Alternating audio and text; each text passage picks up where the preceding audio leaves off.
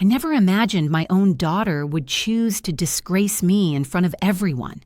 Yet there I was, at her engagement celebration, standing beside the buffet, clutching a small present, when Chelsea leaned toward me and whispered, "You're not coming to my wedding. You're toxic. Get over yourself, old woman." Her friends giggled, their champagne glasses chimed, and she grinned as if she'd scored a victory. I didn't react. 3 days before that scene, I had already finalized the sale of the house she assumed would someday be hers. She had no idea, but her cruel remark set in motion a series of consequences that would upend everything: our property, our legacy, the course of what was ahead. To understand how it all unraveled, we have to go back 3 years, to the time when Miles passed away. 2 years after his death, the atmosphere shifted.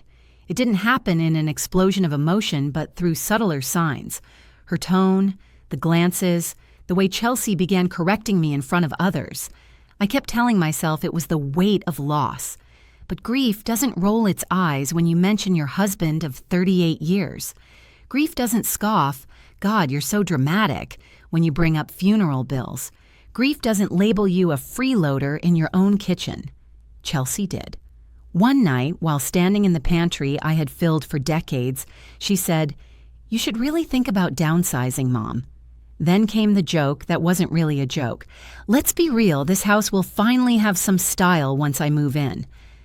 That was 6 months after Miles died. He had adored this place. Every scuffed baseboard, every groaning stare. We chose it together back in 1989 when Chelsea was just taking her first steps and we had little more than one paycheck and a Sears card. To her, though, the home wasn't about memories. It was about possession.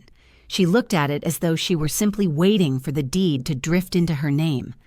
Whenever I tried to reminisce, she dismissed me with boomer nostalgia. When I offered a small contribution toward her wedding, quietly with no conditions attached, she snorted, "Don't worry, Mom, you'll need that money for assisted living one day." I swallowed my replies over and over, not out of fear, but because I was observing, noting, and storing every word. She mistook my quiet for surrender, convinced I was fading into the background, shrinking down, waiting to be packed away alongside your father's things. What she couldn't see was that I wasn't drifting off, I was planning. After 38 years of running a household, tending to a dying husband, and stretching every paycheck to feed a family, you acquire certain skills.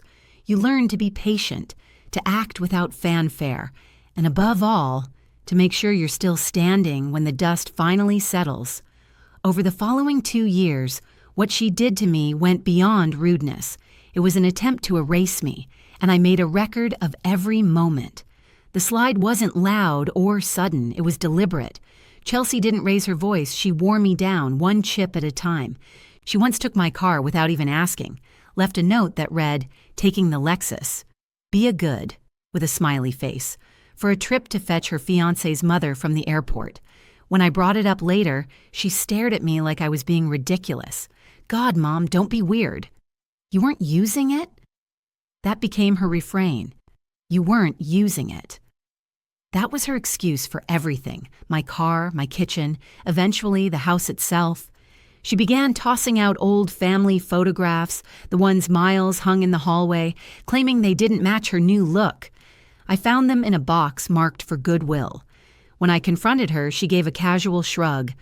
"Mom, we're trying to modernize." No offense, but dusty baby pictures aren't decor. Then she added, "Maybe it's time to let go of all that." All that? That was my life. 2 weeks before her bridal shower, I offered her my grandmother's bracelet, delicate silver worn by 4 generations of women, including me on my wedding day. She didn't even lift the lid. "God, Mom, that thing is hideous. No offense, but some people need to know when their taste expired." I kept my face still and made a note, like always. The next morning, she spoke into her phone loud enough for me to hear. "She's just background noise." She'll be gone soon, anyway, background noise. That was what I had become to my only child. I didn't shout. I didn't weep. I sat alone in the sewing room staring at that bracelet, and it hit me. She was counting down the days until I was gone. Right then, I decided I was finished with the part of me she thought was harmless. I stopped waiting for an apology that would never come. I stopped defending her behavior, and I started keeping track of everything. Each spiteful remark, each selfish act, every dollar she borrowed and never repaid, emails, screenshots, recordings. Because what I had in mind wasn't a small jab back. It would last. Chelsea had forgotten who I'd been before Mom became my only title. For 22 years, I managed the budgets of an entire government department. She mistook me for fragile. She should have read my CV. To her, I was just a woman sitting still, quiet, routine, fading. But she never knew the truth. I'd spent decades crunching numbers while men in suits stole the credit, and I let them, because I didn't need applause. What I needed was evidence. And Chelsea? She was piling it up for me like kindling.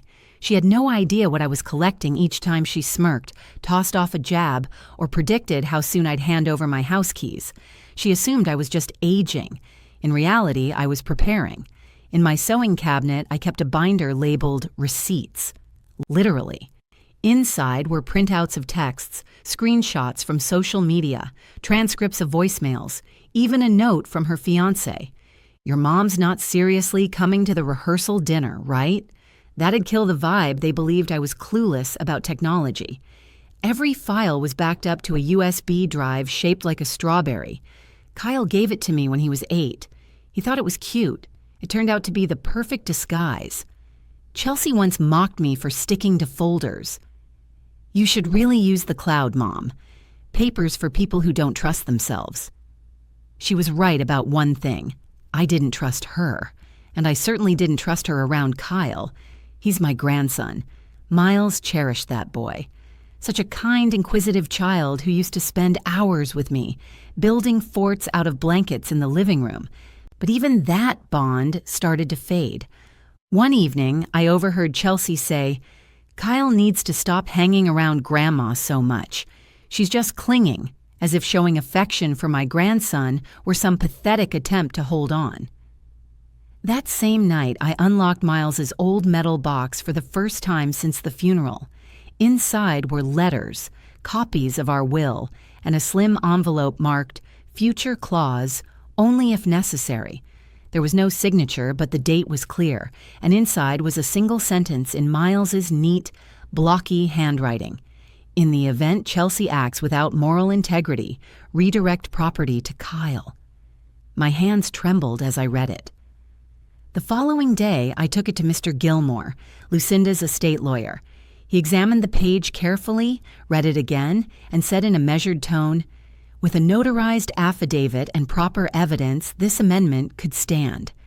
And just like that, Chelsea's perfect little future stopped being a certainty. I wasn't seeking payback. What I wanted was security. For myself, for Kyle, for the legacy Miles and I had built from the ground up. And if protecting it meant crushing a few entitled fantasies, then so be it. When I later showed the envelope to Pastor Lucinda, she stayed silent for several long seconds. Then she handed me the name of an attorney who didn't advertise and never lost. It happened after Sunday service in the hallway just outside Fellowship Room B. Lucinda pulled me aside. No small talk, no preamble. She simply met my eyes and said quietly, "You've been carrying something. I can see it." My throat went tight as I reached into my purse, pulled out the manila envelope, and handed it to her. Lucinda didn't even flinch at the words written across the front. Only if necessary.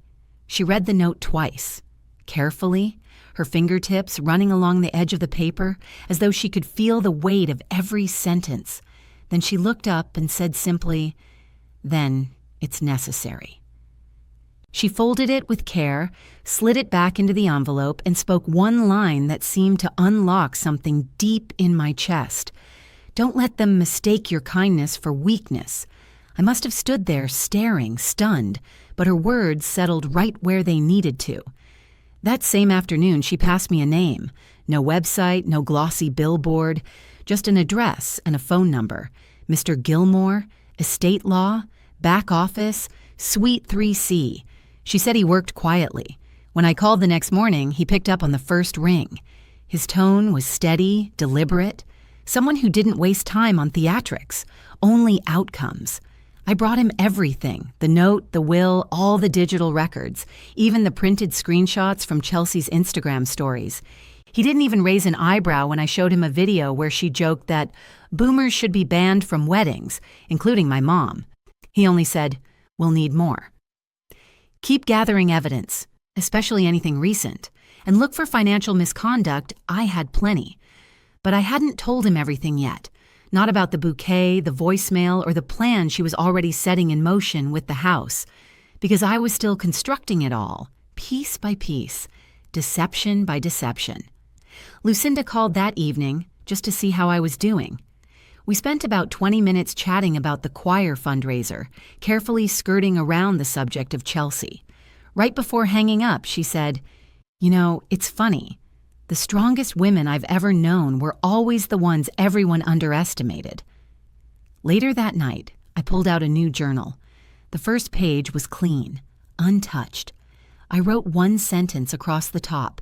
This isn't revenge, this is reclamation. I didn't want to destroy Chelsea. I wanted to safeguard what mattered. Once I defined what winning meant to me, every action that followed had direction. I sat at the kitchen table in the quiet, the room dim, my coffee cold. Outside, the porch light flickered while a moth circled endlessly, chasing what it could never touch.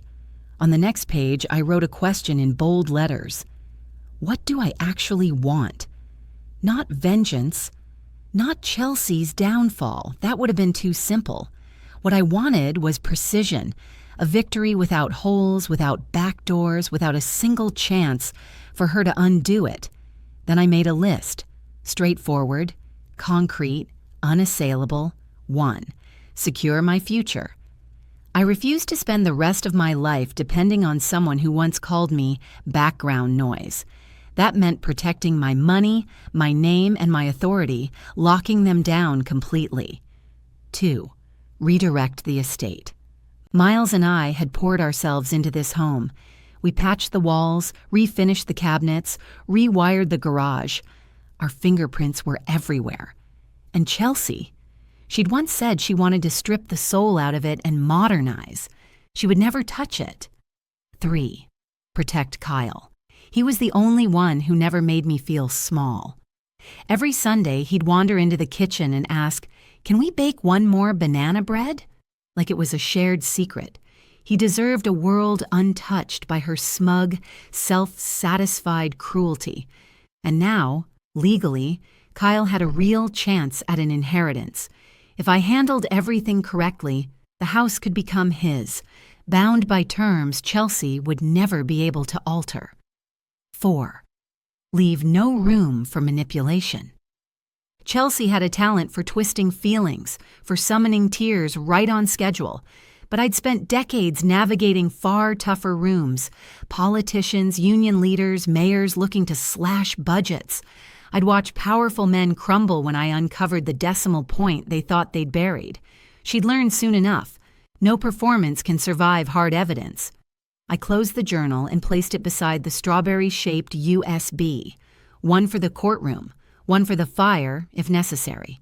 Then I went to bed with a peace I hadn't known in years. It wasn't joy, not yet, but clarity. And with clarity came control. Chelsea still saw me as nothing more than her mother, a sentimental leftover who didn't grasp technology, property value, or boundaries. What she couldn't see was that the woman she thought she'd stepped over had quietly lifted the entire game board and rewritten the rules. When I went back through Miles's lockbox, I discovered something else. A single sheet of paper, one line of text, no signature. But it might have been the key to everything. The box still held the faint scent of cedar. Miles had always hidden it under the floorboard in our closet, tucked behind old shoeboxes Chelsea never once noticed. He used to call it the vault. Inside were our vital documents, birth certificates, life insurance policies, our marriage license, all the official pieces of a life. But that day, behind the original copy of our will, I found something unofficial. A single typed page. No signature. Just a heading. Amended intent.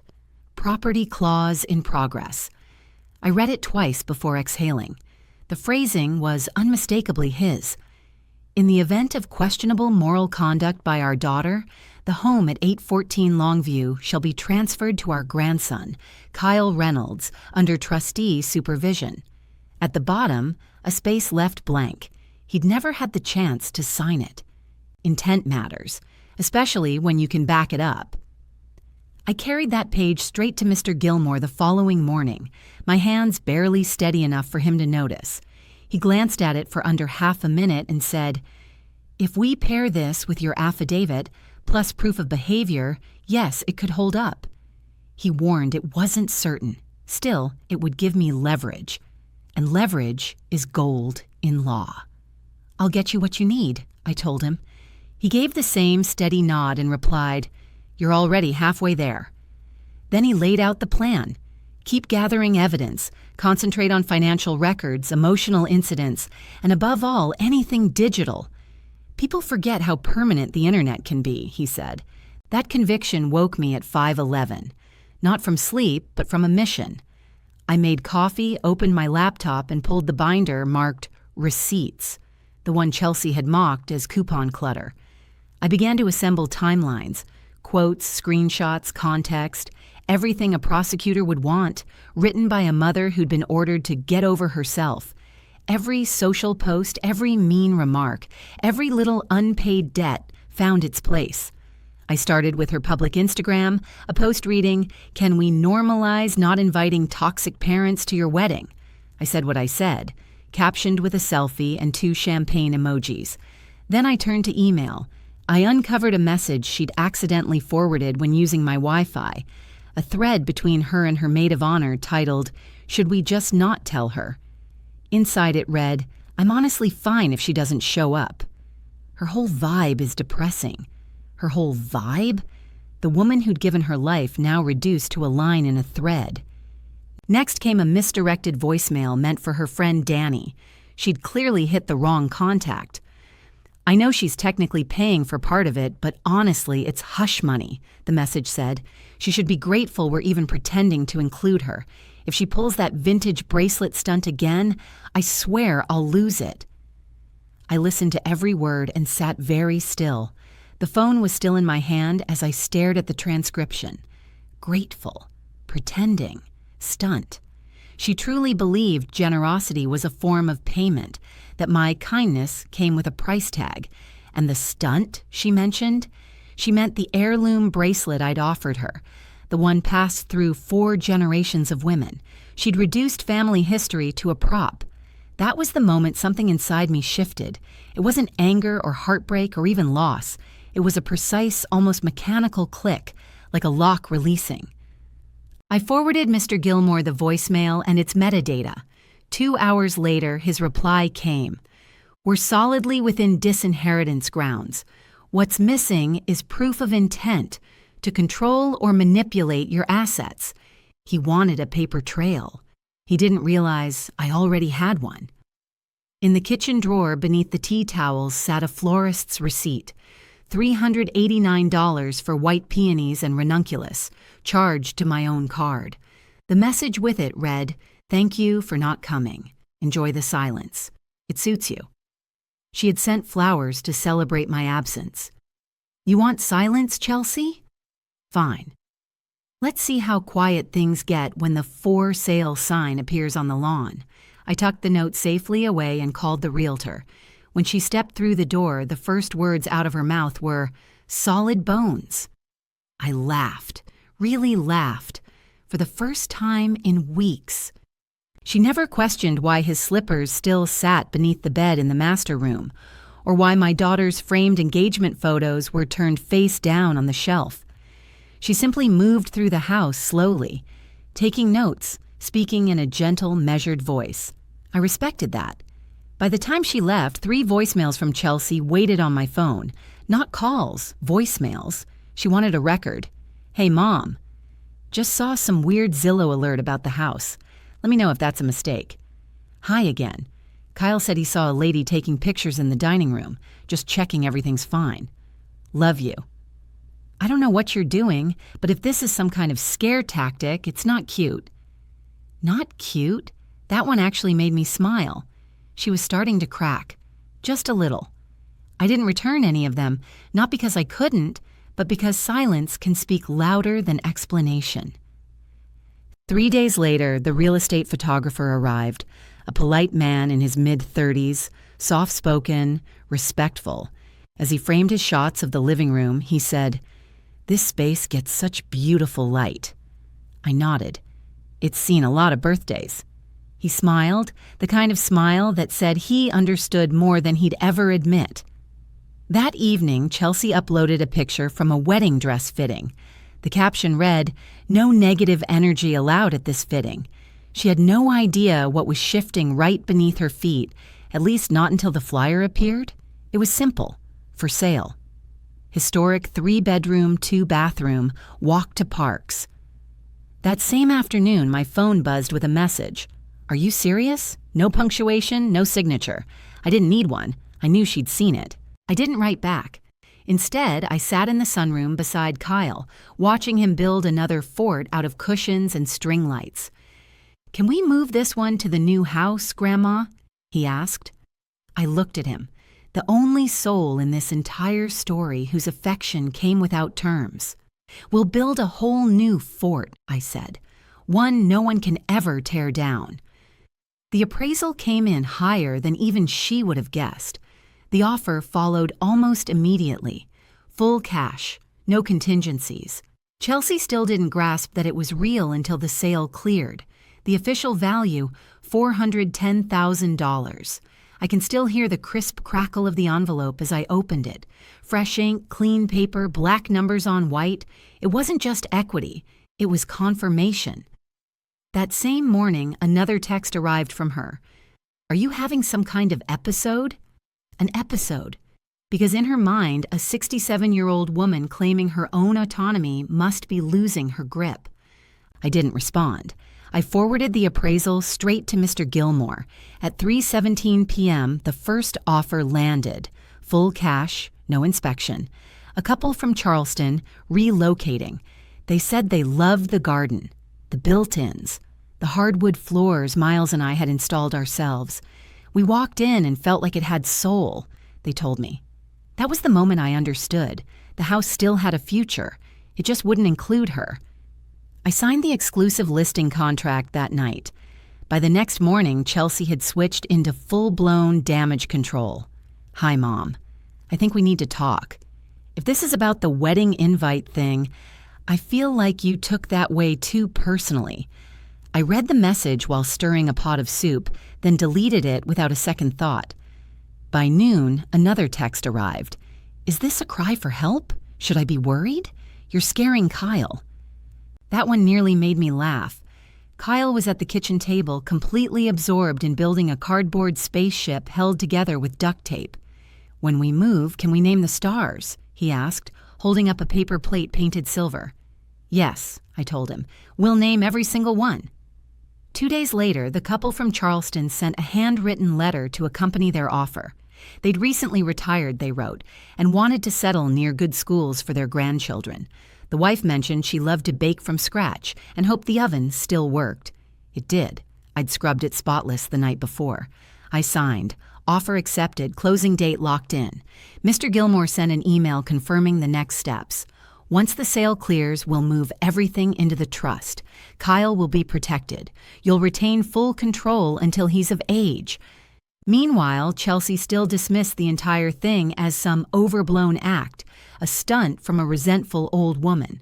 But the check was already processing. The deed was shifting. The locks would follow. And the best part? She hadn't even bothered to check the county filings. Then the real turning point arrived. A mortgage application, filed under my name. Chelsea had crossed the line into fraud. That gave us full legal grounds to sever her completely.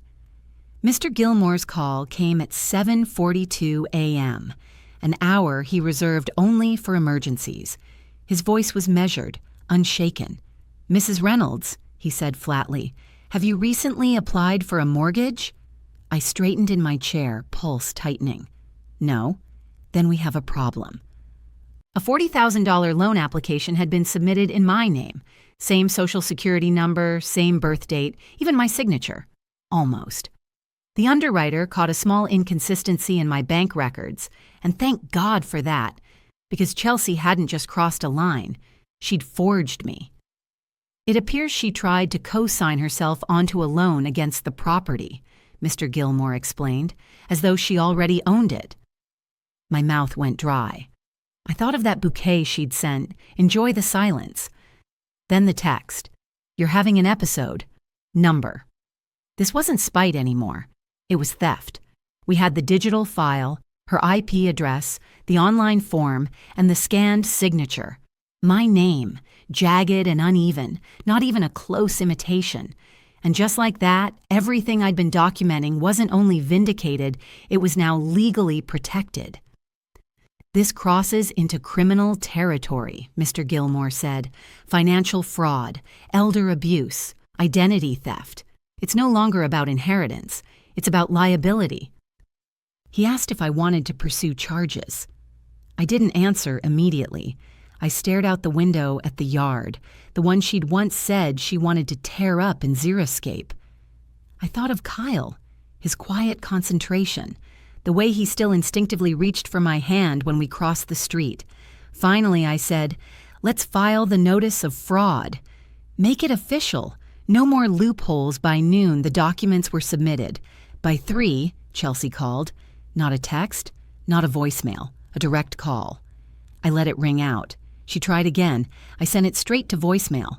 When I finally played it back, her voice was sweetened to the edge of breaking. "Hey, Mom. I think there's some weird bank error happening. Maybe we should talk before things like escalate? Escalate." The word hung there like static. I saved the message and forwarded it to Mr. Gilmore. Then I went out to the garden with a cup of coffee, sipping from the mug Chelsea once called "too depressing for company." It read, "World's OKEST Mom." Miles had given it to me one Christmas, said it made him laugh. I'd kept it for that reason alone. That evening, I looked up the lender attached to the fraudulent loan. The timestamp said the application was filed 2 days after Chelsea posted her wedding dress photo. Custom Vera Wong. Retail price, $8,200. And guess who paid for it?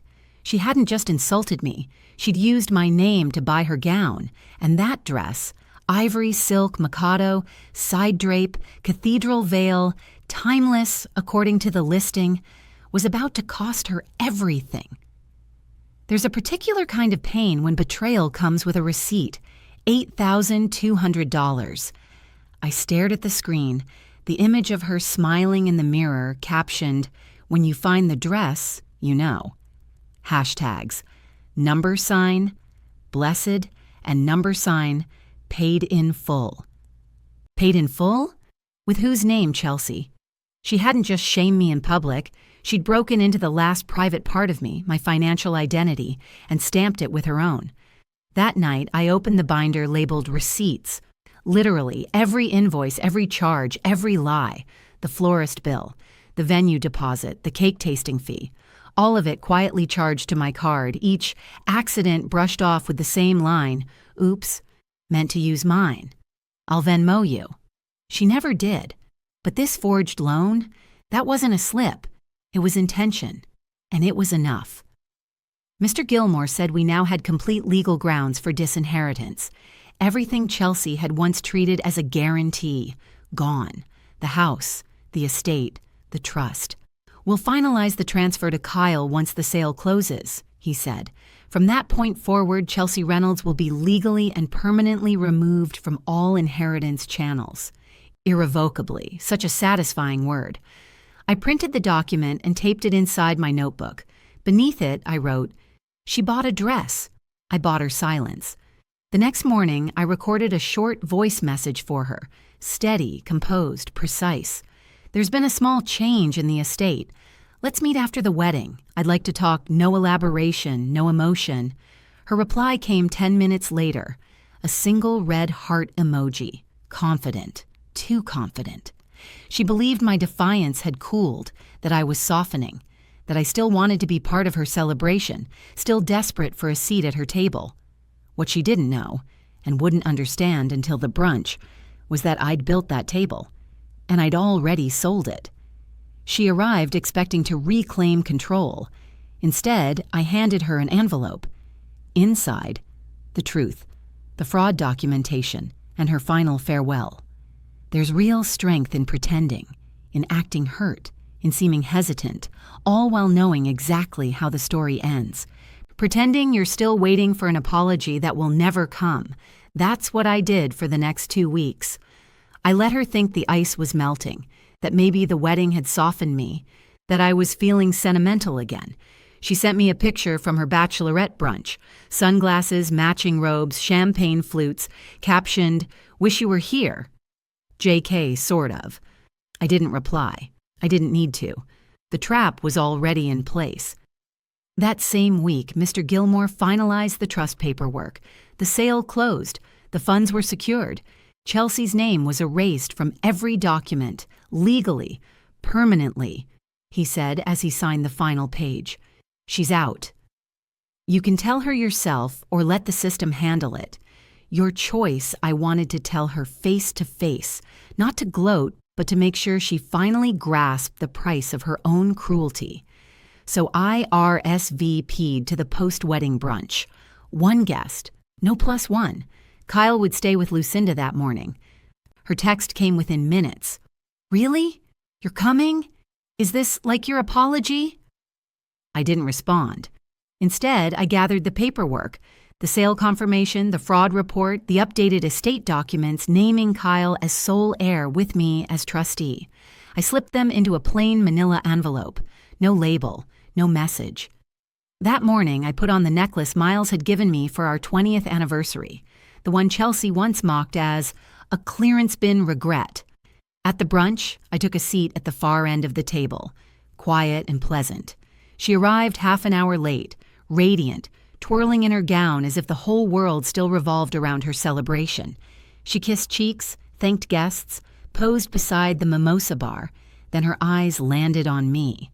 "Oh," she said, hands settling on her hip, "so you're still around." I reached into my bag and passed her the envelope. "What's this?" she asked. Brows arched, I said softly, "Something old.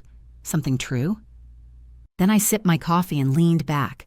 The only sound was paper shifting. She tore open the envelope.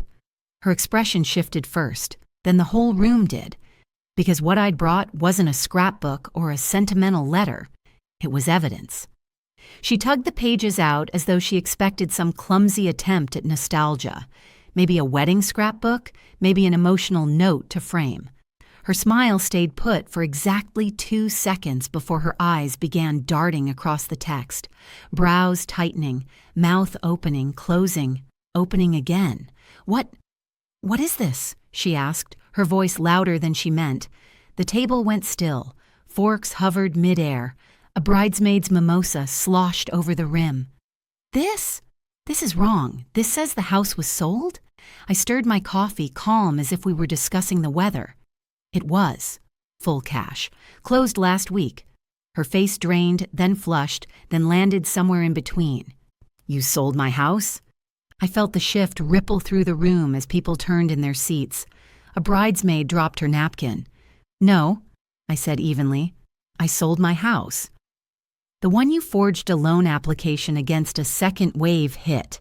Jason, her husband still scrolling his phone, looked up slowly.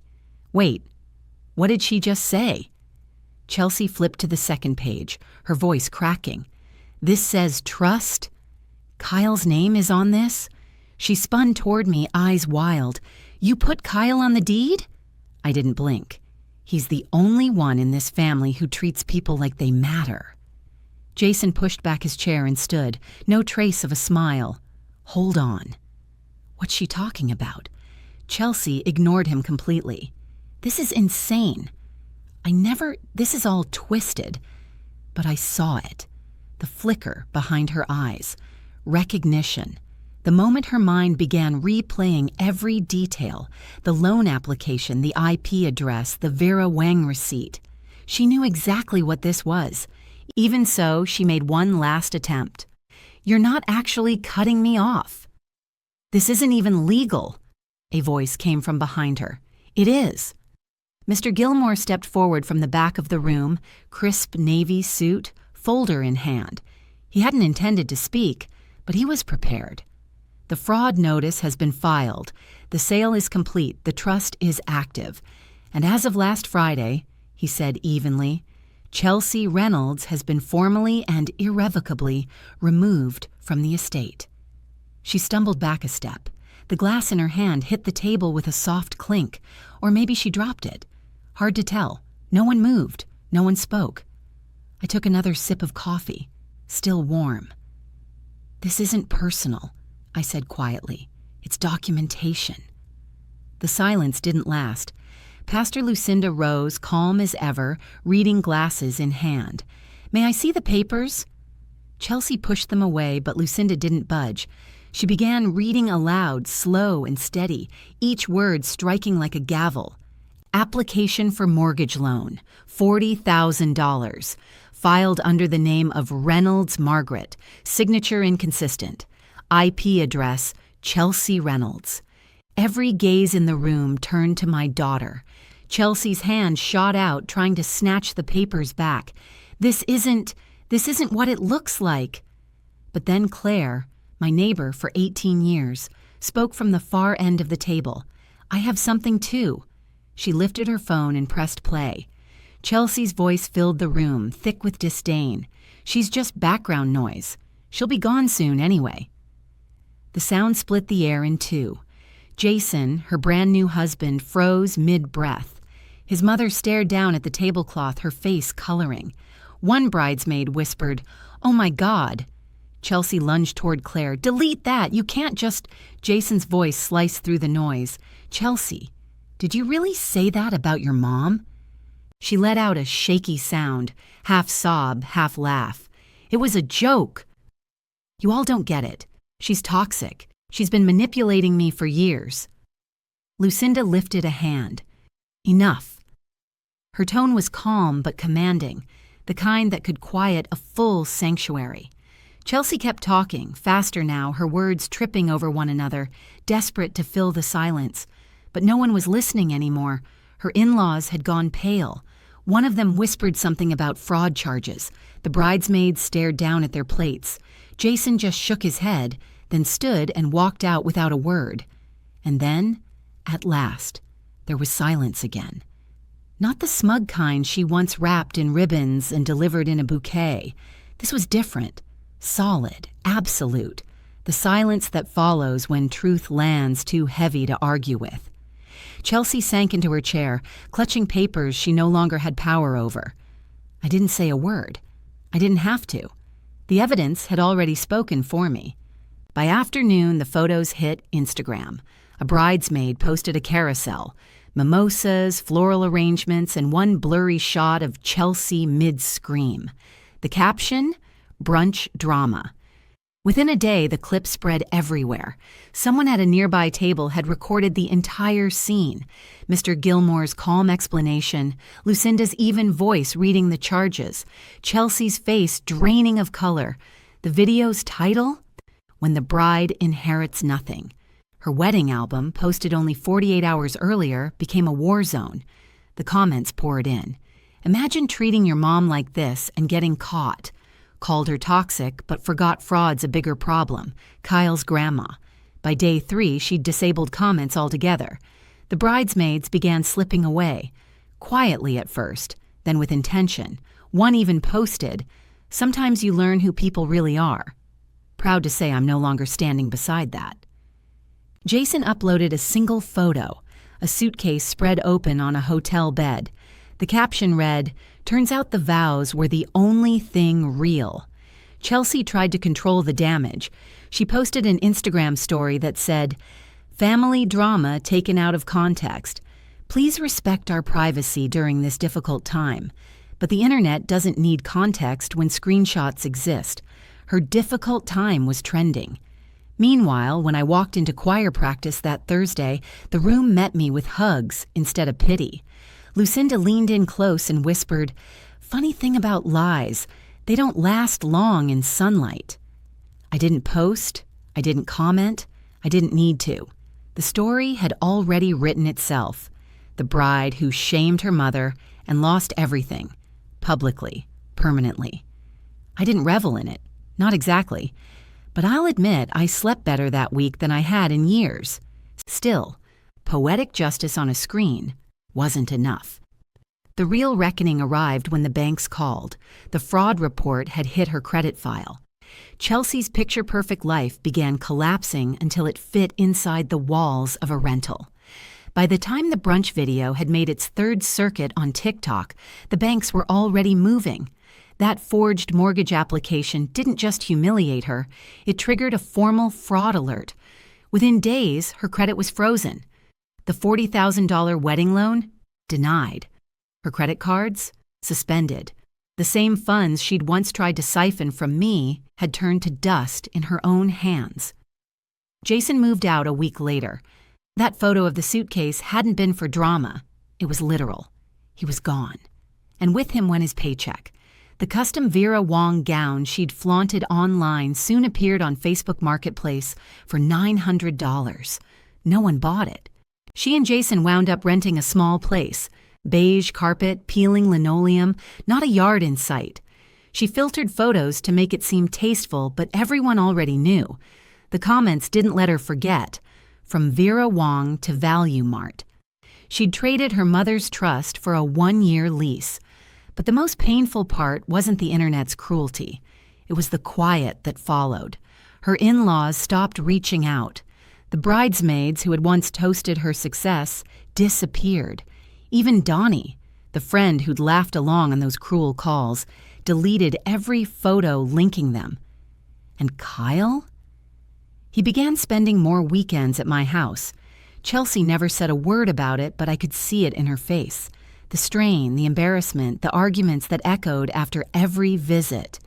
It wasn't a home for him anymore. At my place, Kyle would curl up on the couch, help me water the marigolds, and drift to sleep without flinching at the sound of doors closing too hard. Then one night, the phone buzzed. A voicemail.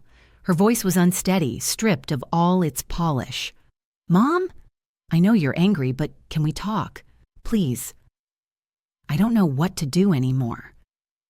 I sat in the dark kitchen, the glow of the screen reflecting off my coffee cup, listening to her unravel. My finger hovered over save.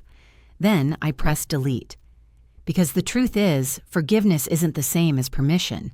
Some doors, once closed, are meant to remain that way. She once called me background noise. Now she was beginning to understand what real silence sounds like.